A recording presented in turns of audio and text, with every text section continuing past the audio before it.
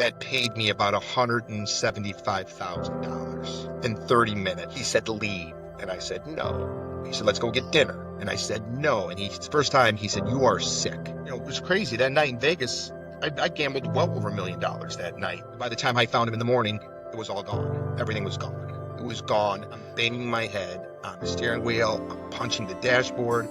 You know what I'm saying to myself? What am I saying? Never again.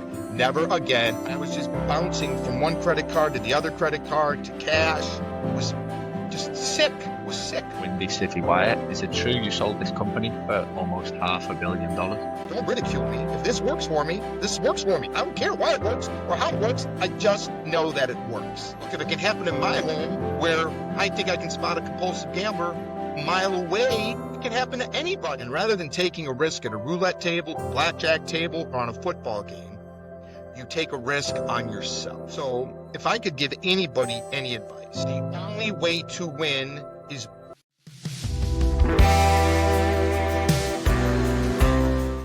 Hey everyone, today we have a very special guest on the podcast, someone who's a real fascinating story, and I think anyone in recovery or just anyone trying to improve their life will really benefit from watching and listening today. Rich Galgano, welcome to Addictive Recovery. Thank you, Daniel. Really appreciate having the opportunity to tell my story here. Awesome. Rich is a former compulsive gambler turned entrepreneur, and he's actually now written a book entitled Down to the Wire, The Outlandish Tale of How I Quit Gambling to Win Big. And we're going to speak about that later in the episode. But to begin with, just to get the people to know you a bit better, 3 questions I like to ask. Where are you from? How old are you? And what do you like to do in your spare time, Rich? I grew up in a town called Bolingbrook, Illinois. I now reside in Naperville, Illinois. I will be 57 years old in October. And what do I like to do for fun? I like to hang out with friends and family and enjoy good dinners. That's what I really like to do for fun. Just hang out with people and spread the joy and exercise and be active and do things around the house. I'm very low maintenance. I like it. I like it. Right, let's get straight into the nuts and bolts. Can you tell me about your first experience with gambling? Where did it start? First experience gambling, high school poker games. That was it. 5-card stud, 7-card stud, Indian poker. We did it all. How old are we at this point when we're doing it? Oh, 13, 14 years old. Freshman, 12, 13, 14. Yep. Was it fun when you started doing it? Oh, God, yeah, absolutely. It was fun. You have your buddies, you're around the kitchen table, eating a pizza, drinking a few beers, playing poker, right? Nickel, dime, quarter, harmless. And probably by the time senior year in high school started, and I probably could sense that I was maybe getting a little compulsive at that point. What I would do is I would just bring more money to the nickel, dime, quarter poker games than anybody else, and I would just bluff everybody out and take all their money. These are supposed to be your friends, and you're winning 25, 35, 40, $50 in a night high school poker game. Taking $5-10 from your buddies. Looking back now, was there a particular moment that you can recall where you thought, right, this has crossed the line from fun to... Maybe a little bit in college, my sophomore year, when I was gambling a lot. You could gamble all day in college. You could find a poker game anywhere on a college campus back in 1987, 1988. So, no, I would say not in high school, not at all. Probably had a problem, but you don't think about it when you're winning. You don't think about it. How did it, or what age were you when you felt it started to turn, and you can sort of look back and think, wow, I was starting to get out of control at this point? I really didn't start getting out of control till 22 years old, maybe. But I gambled, and I probably gambled compulsively, but I didn't gamble a lot. I gambled almost like binge drinking. I like binge gambled. And most of the time I won, whether it was, and it was either poker.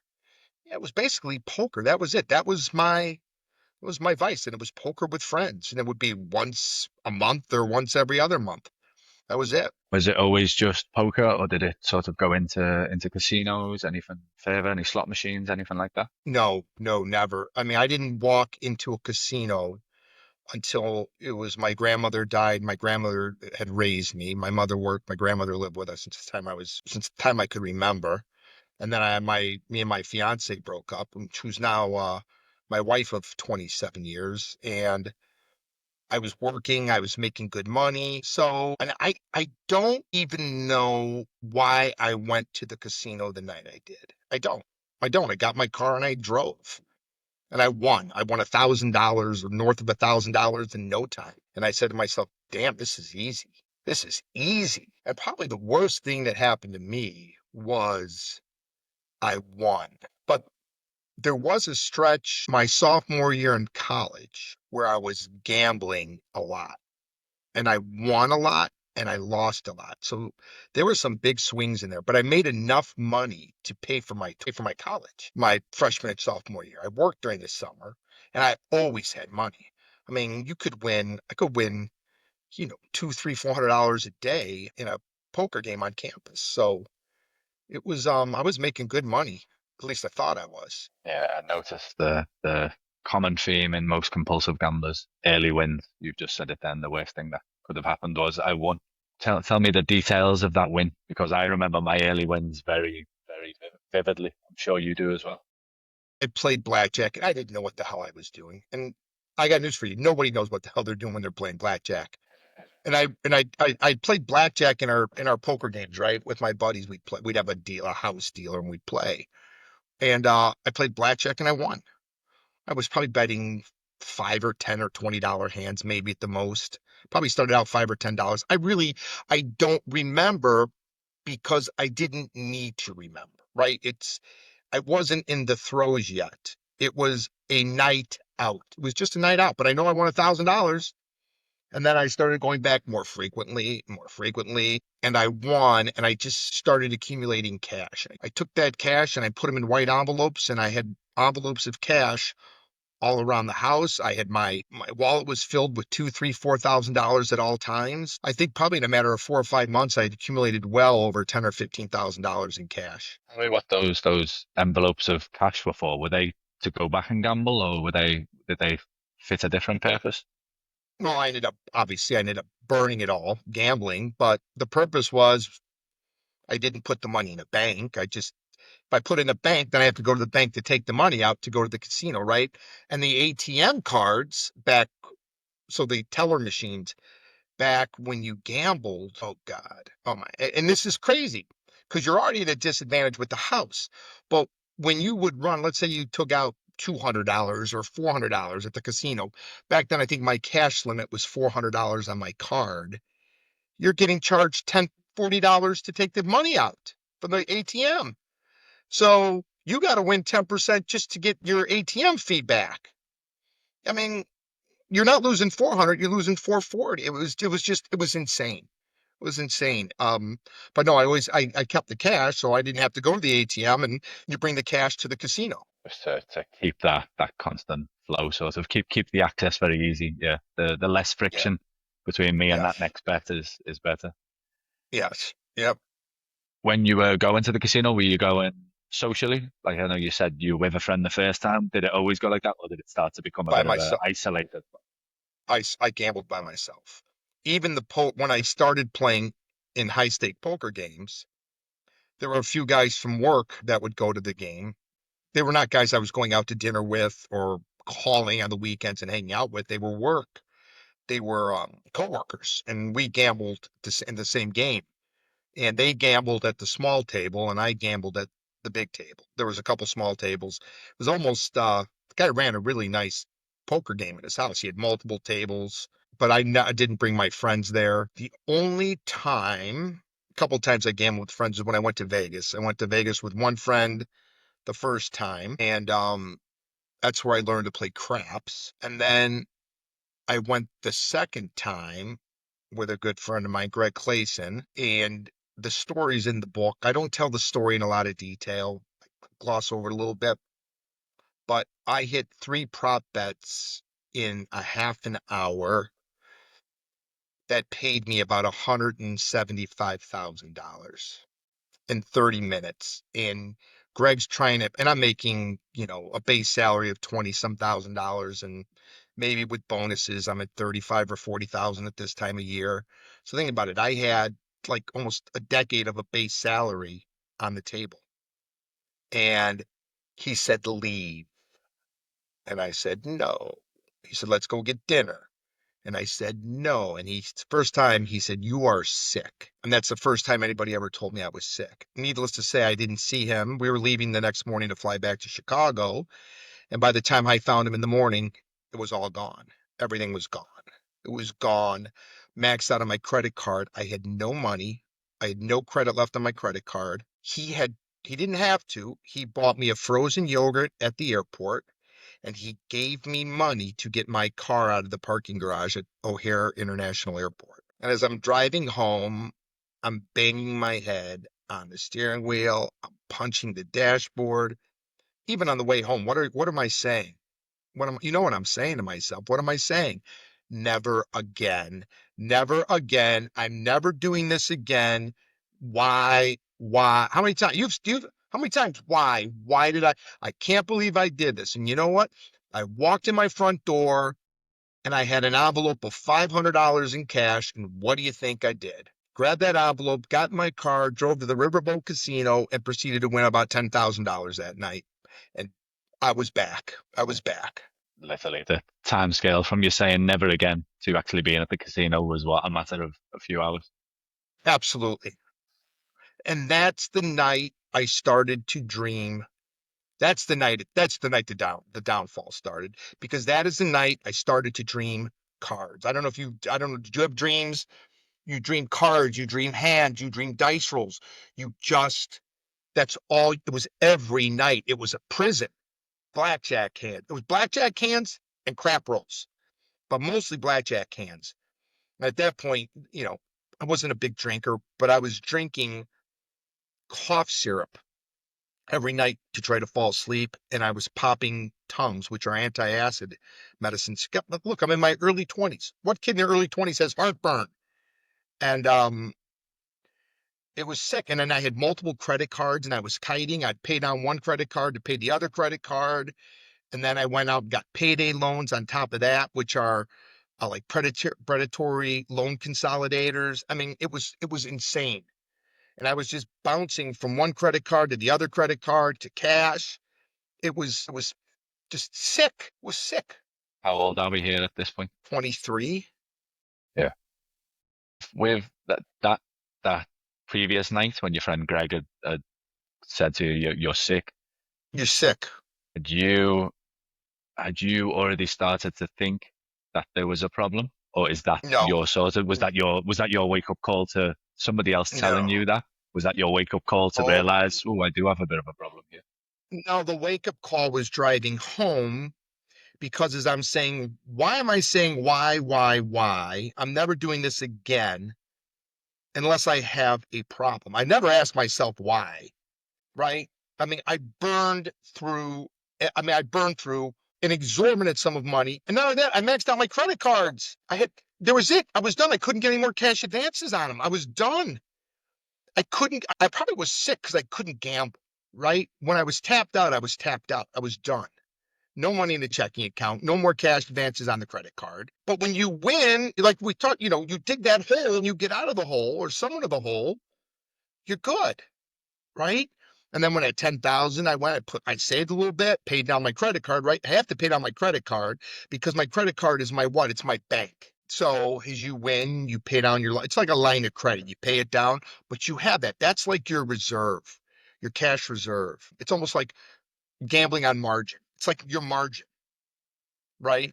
So it's crazy, crazy, crazy. From that night when you've gone home, got the envelope of cash and gone straight to the Riverboat Casino, how how long did it continue until you finally got to the sort of the rock bottom moment or the moment where you thought, I need to stop this now, and you placed your last bet? And tell me about that last bet. No, it went on for another year and I think 3 or 4 months, year and 3 or 4 months after that. Last bet was I was on a 3-day binge, 3-day bender. So I also got into sports betting with bookies here in the Chicagoland area, but basically only bet football. I really wasn't crazy about basketball. I bet basketball once in a while, but football. So my bookie gambling season was really short. It was whatever, a 5 month window. Didn't bet on baseball, very rarely on basketball. So me, it was college and pro football. And I was on a 3 day bender, Friday night, Saturday into Sunday, and that was in September of 1993. And by then, 3 days, no sleep, lost every bet, the bookies. I just and I had been really gambling, the previous 3 months at the freaking casino, ups, up, down, balancing these credit cards, taking out these, more loans. And, you know, by the time that had happened, from the time I started work when I graduated college, I had made in a little over 3.5 years, $135,000. For a young kid back in the early 90s, that was quite a bit of money. Okay. It was all gone. There was nothing. I burned through it all. I burned through it all and still walked into those rooms with debt. It was crazy. That night in Vegas, I gambled well over $1 million that night between the roll, every bet I made with house money, which was my money. Insane. I was gonna just say, when you think about what we do, it's absolutely it's sick. It's sick. When I think about what I did to myself, it just makes you wonder how you could even live like that, how you could live a life like that. It's just because I've been so far removed from it. I'm 32 years free. The young kids today, they don't have a chance. I feel like I had a chance. I think the kids today are in a far worse position with what's around them and what they have and what they're surrounded by. Well, we'll get into that shortly. I was just going to go back to the bit where you've sort of said that you can't believe what you were doing, stuff like that. The change of perspective when you're looking back on it, as opposed to when you're actually in it, is incredible, isn't it? I get the exact same feelings when I look back and think back to what I used to do. Whereas whilst I was doing it, it was completely logical in my head. But as you look back, it's just you see your insanity there, repeating the same thing over and over again and hoping the different outcome, but Different, it never yeah. turns out that way. Tell me about the transition from your last bet into recovery. What happened there? So it's a Sunday. So here in the United States, there's early football games and then later football games. So you have football games will come in the morning. They start at 12 Central Time, noon, and then there's games that start at 3 o'clock. And that Sunday, so I gambled Friday night on college football all day Saturday. It was a binge. It was a binge. And again, I'm losing every game. And by Sunday, 2:30 in the afternoon, I knew I was done. And for me, when I gambled, the only time I asked God for anything was for a win, a card, a touchdown. I never asked God, you know, God, just give me this, give me this card, give me what I need, because you are your own God when you're gambling, right? And I remember I just dropped to my knees and I started to pray.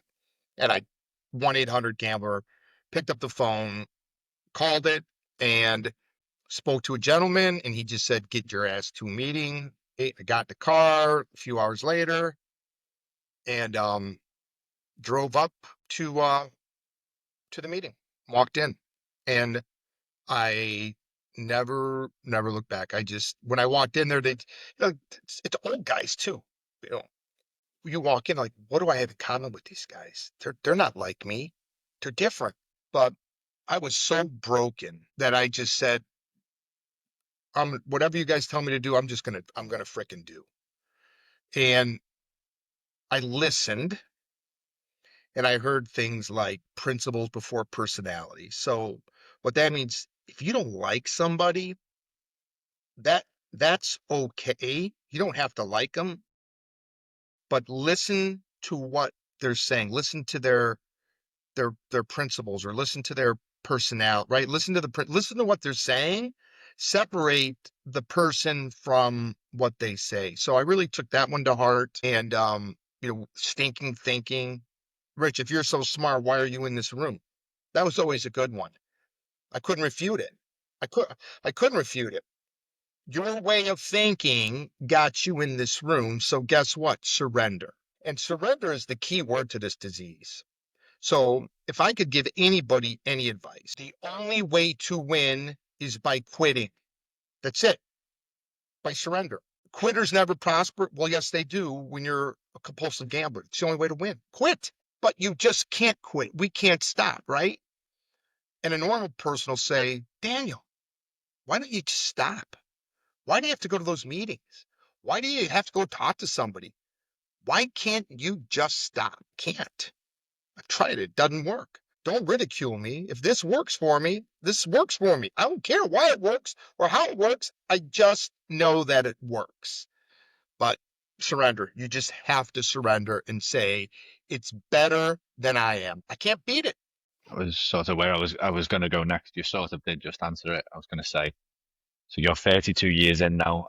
To somebody who has never suffered a gambling addiction like ourselves, they ask 32 years later, why do you still need to go to the meeting? But you sort of just answered it there. Is that how you maintain your recovery? Well, so we'll go back. So I walked into GA, like I said, when I was 23, 24, and I got married when I was 28, had my first child when I was 29, second child when I was 30, third child. By the time my third child was born, I was limited on time, and I really cut back on my meetings. I would say I very rarely attend a meeting. I talk to my sponsor, Wayne, all the time. We stay in touch, but no, I've got my books here, and I maintain my sobriety because I think I surrendered, totally surrendered, and I have a super strong family, great wife. Everything I thought I would get by gambling, I got by not gambling. I have no desire to gamble. I don't want to gamble. There's not even moments for me today um that I think about it. So I got my 1 day at a time coin. If anything I miss about the meetings is not being there to help others. And that's really why I wrote this book and really why I'm coming out now. My kids are all grown. My youngest is a freshman in college. So one of the things I'm doing now is I'm trying to get my message out, especially to the young kids. So I feel like I'm getting back into the program. I don't think my life is going to be any different from not gambling, but I think I can impact a lot of people and help a lot of people because these kids today, like I said, it's not good. It's just not good. And they're going to be where I was, far worse, and probably a lot quicker. Tell me more about the book. Down to the Wire, the outlandish tale of how I quit gambling to win big. First of all, tell me where the title came from. It's available now to pre-order. It's coming out on June the 10th. Give the viewers a Yes. bit more information on that. Okay, so down to the wire. Why the title? Well, I started a year clean from gambling. I started a business called Windy City Wire, and it's a wire and cable company. And that phrase, down to the wire, I always felt like that was my life. Right? We gamble. Down to the wire, down to the last penny, coming back, being strong. So it's a double entendre, right? Down to the wire. I started a wire company. And then there are stories in the book where when I started the business, I was facing some really difficult times. And we didn't know from 1 day to the next whether we were going to have our business. So that's really where the title comes from. And the book, it's a story. It's about a kid who grows up in a lower middle class family in a very middle class community and starts to gamble, lives a crazy life as a teenager. I was the youngest of five kids. By that point, my parents were done raising kids. I had no curfew. I was out drinking. I was just doing crazy shit, but I always worked. I had a really strong work ethic. I always had a desire to earn. Um, and I think that was part of the gambling too, right? Desire to earn and earn as much as I could. And I thought gambling, I'd be able to earn it a lot easier, right? Easy money. It's about a young kid who starts to gamble a little bit, goes to college, gambles some more, gets a job, the gambling intensifies, walks into a Gamblers Anonymous meeting and be and gets clarity. And he makes friends with people you'd never think he made friends with. My friends before I got married were 55, 60, 70-year-old men. They weren't kids my age because I was going to 2, 3 Gamblers Anonymous meetings a week for those first 2, 3 years in the program religiously. Those were my friends. That's what got me through. And then the books goes about starting a business. And I get sued when I start the business by my former employer. And so you go through this whole lawsuit with me, and then we get through that. And then the book is just about my crazy life after starting this business, how I built the business, how to build a business, how to run a business. And then along the way, I met some incredible people and became friends with some very famous people. Paul Stanley, the lead singer from Kiss, Doc McGee, who managed Bon Jovi, Motley Crue, and Kiss. Some NFL Hall, Dan Hampton, who's a very famous football player in the Chicagoland area, became one of my dear friends. A country music artist by the name of Toby Keith, who just recently died from stomach cancer. I went hog hunting with him. So I lived an outlandish life. And my gambling life was outlandish for certain, but I lived a more outlandish life by stopping gambling. Like I said, the book is about what you get in life by not gambling. And rather than taking a risk at a roulette table, a blackjack table, or on a football game, you take a risk on yourself. It's a funny book, it's a serious book. It's really a book for everybody. Entrepreneurs, young kids going to college, thinking about starting a business career. There's stories in there about how to buy a business, sell a business, monetize your business. I'm not saying it because I wrote it, but it's a funny, serious, really good book that covers a lot of different topics. Everything from business, gambling, health, a lot of things. It's took me a long time to write. It was very cathartic, and it's raw and it's real. And the characters in the book are unbelievable. The characters are unbelievable. God damn, did I live a crazy life. Pure life, but crazy. You've got me excited for it, Rich, certainly. For everyone watching, there's going to be a link down in the description below, straight to Amazon. You can pre-order now. We said earlier, June 10th release date. Please get in there now and have a look at that. I want to touch on, you've spoke about you saying kids these days, it's going to be really hard. They don't stand a chance. Just give me a bit more insight. Why is that your opinion? I had to work to gamble. What do I mean by that? I had to get in my car and drive 40 minutes to a riverboat casino. I had to pick up a phone. I had to call a bookie, get the lines, call him back. I had to get newspapers, look for the games, look for the lines. There was no internet. The casino today, if you have one of these, this is your casino. You turn the phone on, the casino is in your pocket. It's in your palm all day long. And when I gambled on sports, I had one or two bets. You bet the line on the game and maybe the over under, and maybe laid a couple parlays. Today you can bet on every single play. You can bet on, how many yards over under on yardage, or how many passes the quarterback's going to throw. You can bet on everything. Every play is a roulette, is a spin of the roulette wheel, or a craps roll. It doesn't stop. It's dopamine hit after dopamine hit. And the advertising science, they're using science today that they didn't have in 1991 or 92 or 93. They know exactly what they're doing, and they're sucking the kids in. And then the franchises, the sports franchises, the leagues, they're promoting FanDuel, DraftKings. It's everywhere. It's become normal. And 7 to 10% of these kids that start gambling are going to get sucked in. And those 7 to 10% that get sucked in, they can destroy 5, 6. If they think their college debts are bad, their college loans, wait till they lose gambling. You can destroy a decade. You know this. And worse than that. Look, when you gamble, you have you get three outcomes: prison, sanity, or death when you're a compulsive gambler. That's it. There's no middle ground. Prison, insanity, or death. And when you realize it, maybe that's when you will quit and surrender.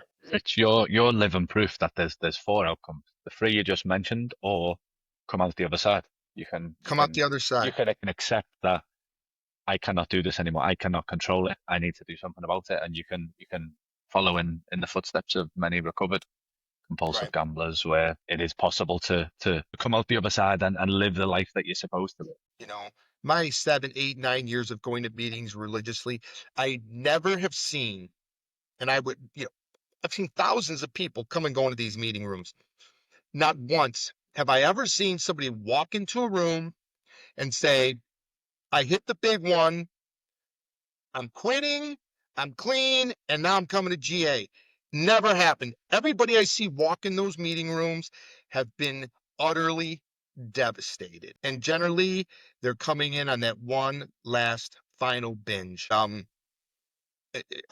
never seen somebody coming in off of a win. Just never, never, never, never. Doesn't exist because you can't win.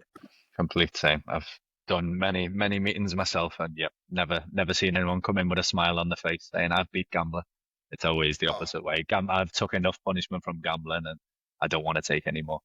And everyone watching, that is the first step. Admit you cannot control it. Admit gambling has won. I don't want to do this anymore, and don't you want to can do it. start that recovery journey.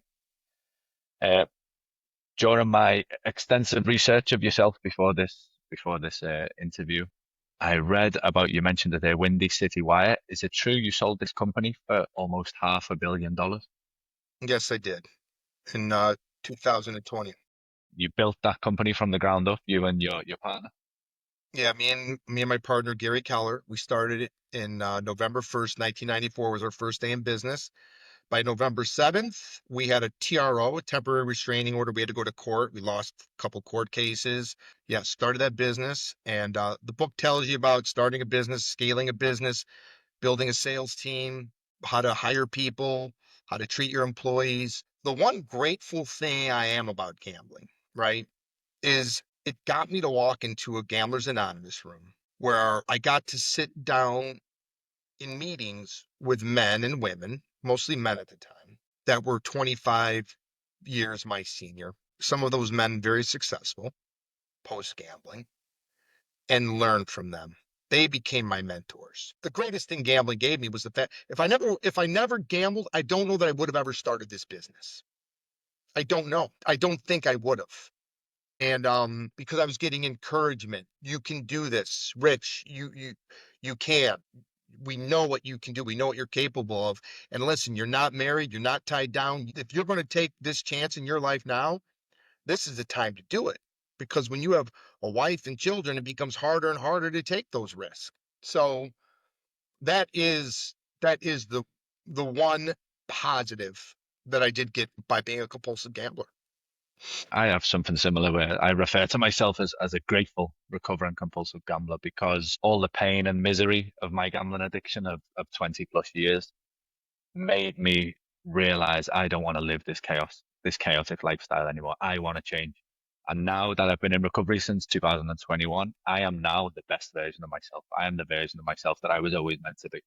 So I am thankful that my addiction sort of kept me in that pain for so long because it made me realize there is another way of living and I'm living that way now. I don't want to go back to that world. I don't want to go back to all that pain and all that misery. And I just No, completely related to what you said there. no, and it's and look, did I was there fun times gambling? 100%. 100% I had fun times. Yes, but the the the aftermath, the hangover. Once it stopped being fun, it became almost like became like a job, became work. And I had this second life. You live two lives. And you go to the casinos, and the funny thing, you think that the dealers are your friends. You think that the staff, they like you. Okay? It's all bullshit. You are a mark. You are Mark. And these kids that get to the on these DraftKings and FanDuel who get their host and hostess. You think they give a shit about you? They want your money. They want you as a customer. And when they get these kids sucked in, okay, they're going to have them for 10 years, 20 years, 30 years. They are the revenue stream. And look, I don't have a position on gambling. Okay. Gambling's bad for me, but I do think that the methods that they are using to acquire their customers are criminal. They are using state of the art psychology to suck these kids in. See, if you have a good enough product, if you have a product that people want, you shouldn't have to fool them. And fool is not the right word. The right word is manipulate their minds to bring them on board as a customer. And it's criminal. It really is. And we have to be vigilant. Look, my one of my three sons, he got sucked into Xbox, into these Madden packs. I don't know, I knew nothing about this, didn't even know it was an issue. And what I learned are that these, you play these games and then you can, I'm sure they probably have them where you're at. Maybe it's the soccer Xbox game where you can elevate your team by buying these packs. And then you open the pack and like one player comes out at a time and there's fireworks and explosion, no different than the slot machines, the technology behind these slot machines. And these kids get sucked in and they're buying these packs and buying these packs. And it's again the dopamine hit. And look, if it can happen in my home where I think I can spot a compulsive gambler a mile away, it can happen to anybody. If you're my age, or maybe even 5 or 10 years younger, you don't understand this because we gambled with bookies and river boats and poker games with our buddies, not on our phones. We, as fathers and mothers, we need to get online, do research, and figure this out. Because if your kid's got a phone and he's into sports, there's a chance he might be gambling. Yep, completely agree. They're called FIFA packs in England, the soccer version of what you just said, or Call of Duty. There's like loot boxes where they can get special Yeah. guns or Yes. skins for their characters.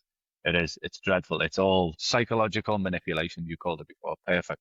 That's what it is. And it's kids. And not only kids, Daniel, I went online because I wanted to do research on this.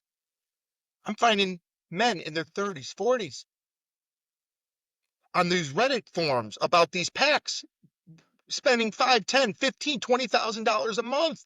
It's no different than going to a blackjack table and losing it in blackjack. It's just a different form. Again, um, there just needs to be education out there.